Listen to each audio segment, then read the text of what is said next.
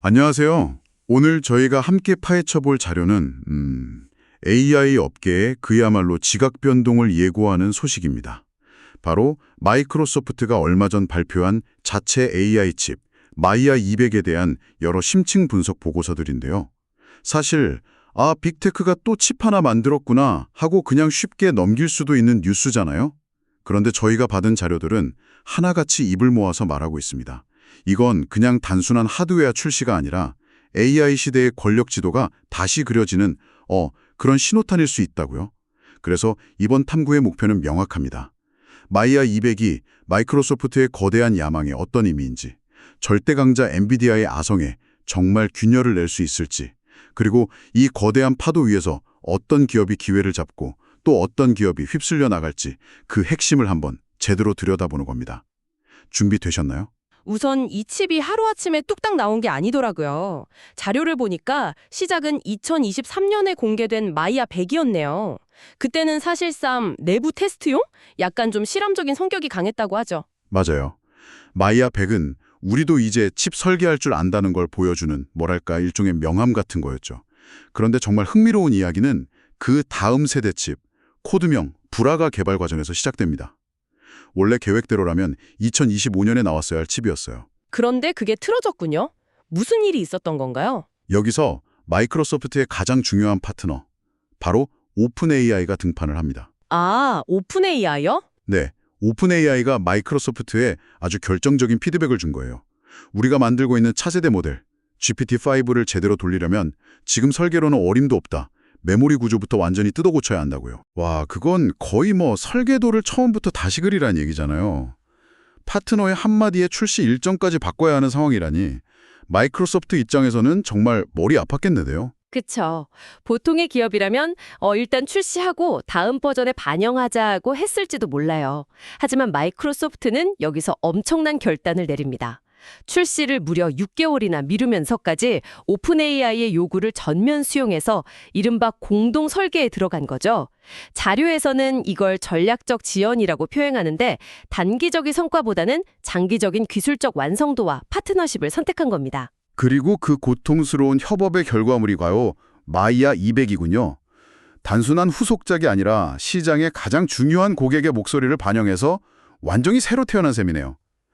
그 과정이 순탄치만은 않았던 것 같아요. 한 보고서를 보니까 이 빡빡한 개발 일정과 압박 때문에 설계팀 인력의 5분의 1이 퇴사하는 그런 진통도 겪었다고 하더라고요. 맞습니다. 그만큼 절박하고 중요했던 프로젝트였다는 방증이겠죠. 알겠습니다. 그럼 이제 좀 더 근본적인 질문으로 넘어가 보죠. 마이크로소프트는 왜 이렇게까지 엄청난 비용과 인력을 갈아 넣으면서 자체 칩 개발에 사활을 거는 걸까요? 자료들은 이걸 AI 클라우드의 경제적 자립을 위한 움직임이라고 표현하던데 단순히 엔비디아 칩을 사는 것보다 싸게 먹히기 때문만은 아닐 것 같거든요. 정확합니다. 비용 절감은 여러 목표 중 하나일 뿐이에요. 핵심 목표는 크게 세 가지로 정리해 볼 수 있는데 첫 번째가 방금 말씀하신 그 비용 절감입니다. 가장 직접적인 이유죠. 실제로 효과가 어느 정도길래 그런가요? 마이크로소프트가 공식적으로 밝힌 수치가 있습니다. 마이아 200이 기존에 쓰던 최신 엔비디아 칩 대비 달러당 성능을 30% 개선했다고요. 30%요? 네. 이걸 쉽게 풀면 코파일럿 같은 AI 서비스를 한번 돌릴 때마다 드는 전기세나 서버 비용이 30% 줄어든다는 뜻입니다. 마이크로소프트 애저 클라우드 사업부의 그 어마어마한 규모를 생각하면 이 30%는 곧바로 조 단위의 이익으로 돌아오는 거죠. 30%. 물론 엄청난 숫자지만 그 수조 원의 연구개발비를 생각하면 이것만 보고 뛰어들었다고 하긴 좀 어려울 것 같아요. 진짜 노림수는 다른 데 있을 것 같은데요? 맞습니다. 두 번째 목표가 바로 공급망 독립입니다. 지난 몇 년간 전 세계 모든 AI 기업들이 겪었던 악몽이 있잖아요. 네네. 바로 엔비디아 GPU를 구하지 못해서 사업을 확장하지 못하는 상황이요. 마이크로소프트 같은 거대 기업도 돈이 있어도 칩을 못 사서 발을 동동 구르는 처지였거든요. 그야말로 수프 을신세였던 거군요. 그렇죠. 그런데 이제 자체 칩을 갖게 되면 얘기가 달라집니다. 파운드리 업체인 TSMC와 직접 만나서 우리 칩 이만큼 만들어달라고 딜을 할 수 있는 협상력이 생기는 거예요. 엔비디아의 공급 일정에만 목매지 않아도 되는 아주 든든한 보험이 생기는 셈이죠. 비용 절감에 공급망 보험까지. 그럼 마지막 세 번째 목표는 뭔가요? 이게 가장 핵심일 것 같은데요. 네, 가장 전략적인 부분인데 바로 오픈 AI와의 결속 강화입니다. 기술 용어로는 기술적 락인 효과라고 하죠. 락인 효과요? 네, 마이아 2000은 기획 단계부터 오픈 AI의 최신 모델인 GPT 5.2를 가장 잘 돌릴 수 있도록 맞춤 설계된 칩입니다. 아, 그러니까 오픈 AI 입장에서는 자신들의 핵심 기술을 가장 빠르고 저렴하게 운영하려면 마이크로소프트의 애저 클라우드를 쓸 수밖에 없게 만드는 거군요. 조합에서 제일 잘 돌아가는데 라고 말할 수 있게 되는 거죠. 이건 경쟁사들이 쉽게 넘볼 수 없는 아주 강력한 기술적 해자, 그러니까 성벽주의의 깊은 연못을 파는 행위나 다름없습니다. 알겠습니다. 비용 절감, 공급망 독립, 그리고 오픈 AI와의 결속 강화.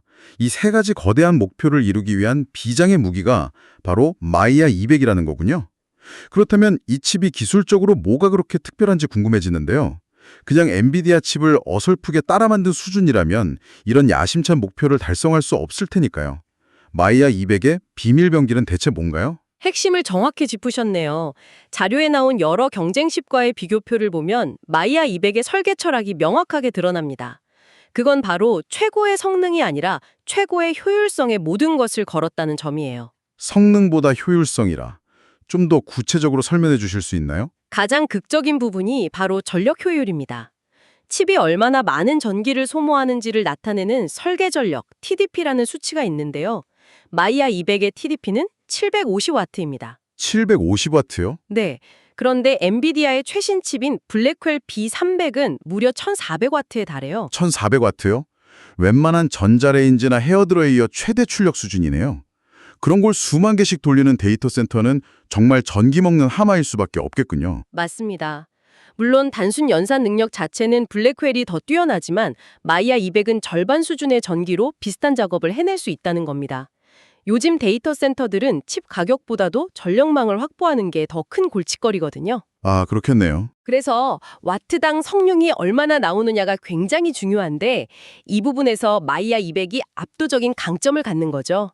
자동차로 비유하자면 엔비디아 칩이 기름은 많이 먹지만 힘이 엄청난 머슬카라면 마이아 200은 연비는 최고 수준이면서 또 필요한 순간에 폭발적인 스피드를 내는 F1 머신에 가깝다고 할 수 있습니다. 오, 흥미로운 비유네요. 또 다른 기술적 특징은 없나요?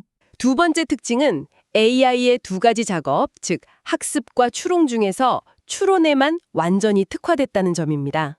학습과 추론이요? 네, 학습은 수많은 데이터를 읽어서 AI 모델을 똑똑하게 만드는 과정, 마치 학생이 도서관의 모든 책을 읽고 공부하는 것과 같아요.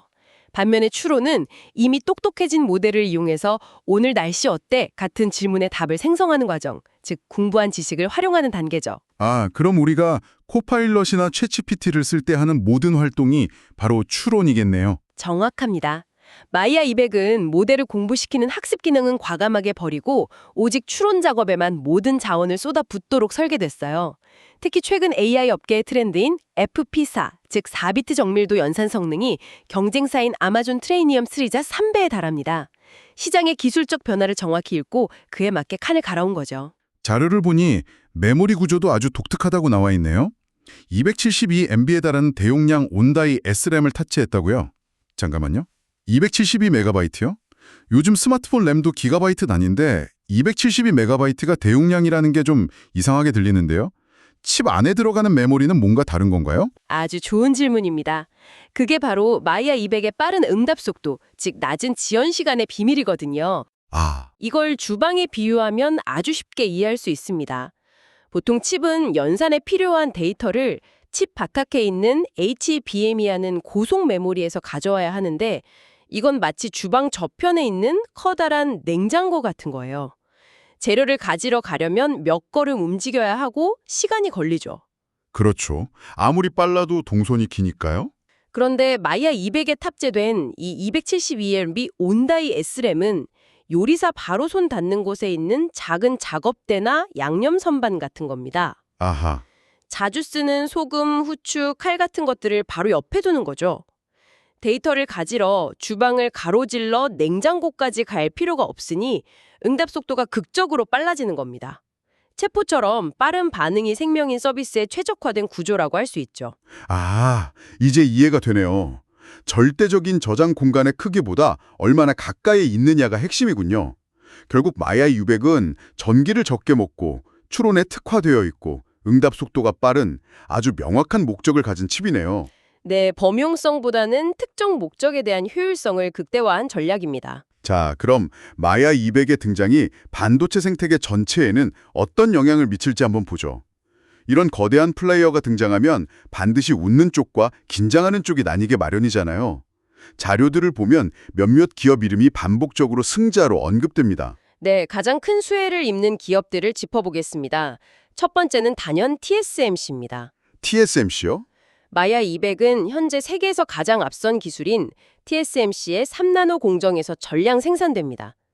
마이크로소프트라는 거대한 큰손 고객을 확보하면서 TSMC는 높은 칩 가격을 유지하고 60%가 넘는 경이로운 영업이익률을 지켜낼 강력한 동력을 얻게 된 거죠. 애플에 이어 또 하나의 든든한 우군을 얻은 셈입니다. 엔비디아도 TSMC 고객이니까 TSMC 입장에서는 누가 이기든 상관없이 돈을 버는 구조겠네요. 그렇습니다. 두 번째 승자는 SK 하이닉스입니다. 아, 우리나라 기업이네요. 네. 마야 200에 들어가는 핵심 부품인 고대역폭 메모리 HBM3E를 독점 공급하는 것으로 알려졌습니다. 분석에 따르면 연간 약 90만 개 이상의 HBM 스택을 공급하게 되는데 이게 어느 정도 규모냐면 어느 정도인가요? SK 하이닉스 전체 반도체 매출의 5에서 8%를 차지할 수 있는 엄청난 규모입니다. 와, 특정 고객사의 부품 하나가 회사 전체의 분기 실적을 좌우할 수 있는 수준이라는 거죠. 한 고객사 부품 하나가 전체 매출의 5에서 8%요? 정말 엄청나네요. 그리고 자료에 마벨 테크놀로지라는 이름이 계속 눈에 띄는데 이 기업이 어쩌면 가장 극적인 수혜를 볼 수도 있다고 분석하고 있네요. 맞습니다. 마벨은 일반 대중에게는 좀 낯선 이름일 수 있는데 마이크로소프트가 구상한 설계를 실제 칩으로 구현해주는 설계 조력자 역할을 하는 핵심 파트너입니다. 그런데 한 보고서에 따르면 마이크로소프트의 차세대 칩인 마이야 300 프로젝트가 본격화되면 2027년까지 마벨이 마이크로소프트로부터 벌어들이는 매출이 1,000억 달러를 넘어설 수 있다고 합니다. 1,000억 달러. 잠깐만요. 정말 놀라운 건 그 다음 문장이네요. 이 금액이 마벨의 2025년 전체 예상 매출을 뛰어넘는 규모라고요. 한 고객사와의 프로젝트 하나가 회사 전체의 운명을 바꾸는 수준이군요. 네, 그야말로 대박을 터뜨린 거죠. 자, 그럼 이제 모두가 가장 궁금해하는 질문이 남았습니다. 이 모든 소식을 들은 엔비디아는 지금 어떤 심정일까요? 정말 엔비디아의 독주 시대가 끝나는 걸까요? 자료들은 이것이 즉각적인 파괴는 아니라고 분명히 선을 긋고 있습니다. 아, 그래요? 네, 왜냐하면 엔비디아는 여전히 AI 모델 학습 시장의 95% 이상을 장악한 절대 강조이기 때문이죠. 아까 말씀드렸듯이 마이야 200은 학습 기능이 없기 때문에 이 시장은 아예 건드리질 못합니다. 아, 엔비디아의 핵심 영토는 아직 안전하다는 거군요. 단기적으로는 그렇습니다. 하지만 마이야 200은 전체 AI 연산 시장의 20에서 30%를 차지하는 추론 시장을 정면으로 겨냥하고 들어왔습니다. 이제 엔비디아는 단순히 우리 칩 성능이 세계 최고야 라고 외치는 것만으로는 부족해졌어요. 마이야 200과 총 소유 비용을 기준으로 경쟁해야 합니다. 총 소유 비용이요? 네, 칩 가격뿐만 아니라 데이터 센터를 운영하는 데 드는 전기요금까지 전부 따져서 어느 쪽이 더 경제적인가를 고객에게 증명해야 하는 시대가 온 거죠. 결국 엔비디아가 자랑하던 그 높은 마진에 장기적으로 압박이 될 수밖에 없는 구조적 변화가 시작된 셈이군요. 맞습니다. 여기서 한 걸음 더 들어가 보면 이 전쟁의 본질이 단순히 하드웨어 스펙 경쟁이 아니라는 걸 알 수 있습니다. 사실 많은 분들이 엔비디아의 힘이 GPU 칩 자체에 있다고 생각하시지만 자료들은 한결같이 지적합니다. 엔비디아의 진정한 해자는 쿠다라는 소프트웨어 플랫폼이라고요. 아, 쿠다. AI 개발자라면 모를 수가 없는 이름이죠. 그렇죠. 수많은 AI 개발자들이 지난 10년 넘게 이 쿠다 환경에서 코딩하는 데 익숙해져 있어요. 마치 평생 한 가지 언어만 써온 사람에게 갑자기 다른 언어를 쓰라고 하는 것과 같아서 다른 회사의 칩으로 쉽게 넘어가기가 매우 어렵습니다. 이게 바로 엔비디아가 가진 가장 강력한 무기죠. 그렇다면 마이크로소프트는 이 단단한 쿠다의 성벽을 어떻게 넘으려고 하나요? 바로 오픈소스 소프트웨어인 트리톤을 적극적으로 밀어주는 전략을 쓰고 있습니다. 트리톤이요? 네, 만약 트리톤이 업계의 표준으로 자리 잡게 되면 개발자들은 더 이상 특정 회사 칩에 종속되지 않고 어떤 칩에서든 자신들이 만든 코드를 쉽게 돌릴 수 있게 됩니다. 엔비디아 칩에서 돌리던 코드를 약간만 수정해서 마이아 200에서도 돌릴 수 있게 되는 거죠. 아하, 그러니까 전쟁터가 하드웨어인 실리콘이 아니라 개발자들의 손끝에 있는 소프트웨어, 즉 코드라는 거군요. 개발자들을 쿠다라는 도시에서 벗어나게 해서 어떤 칩으로든 자유롭게 이종할 수 있는 보편적인 고속도로를 깔아주려는 게 마이크로소프트의 큰 그림이네요. 완벽한 비유입니다. 그것이 바로 엔비디아의 독점을 근본적으로 흔들 수 있는 가장 결정적인 변수가 될 겁니다. 물론 이 거대한 계획이 마냥 장밋빛인 것만은 아니겠죠. 분명히 위험 요인도 있을 텐데요. 자료에서도 몇 가지를 지적하고 있네요. 마이아 200이 생산되는 3나노 공정의 수율 문제, 즉 불량률이 아직 높다는 점이나 벌써부터 차세대 칩인 마이아 300의 개발 일정이 지연되고 있다는 소문 같은 것들은 계속 지켜봐야 할 변수겠군요. 네, 아무리 설계가 훌륭해도 제때 원하는 만큼 만들어내지 못하면 무용지물이니까요. 생산과 관련된 리스크는 항상 존재합니다. 오늘 살펴본 자료들을 종합해보면 마이아 200은 단순한 칩 하나가 아니라 AI 제국의 수직 계열화를 완성하려는 마이크로소프트의 야심찬 선언문처럼 들립니다.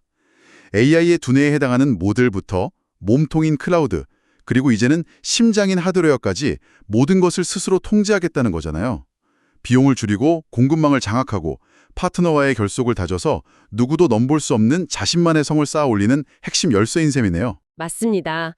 단기적으로는 엔비디아의 시대가 계속되겠지만 게임의 규칙이 바뀌고 있다는 건 분명해 보입니다. 마지막으로 이런 질문을 한번 던져보면서 마무리하고 싶습니다. 네. 이번 자료들은 마이아 200이 추론 시장에 특화되어 있기 때문에 엔비디아의 핵심인 학습 시장은 아직 안전하다고 분석했잖아요. 네, 그랬죠. 그런데 만약 마이크로소프트의 다음 세대 칩인 마이아 300이 추론을 넘어서 AI 모델 학습 영역에서도 엔비디아와 겨룰 만한 성능을 갖추게 된다면 어떻게 될까요? 그때는 지금의 전략적 영도 분할이 AI 패권을 둘러싼 그야말로 전면전으로 비화될지도 모릅니다.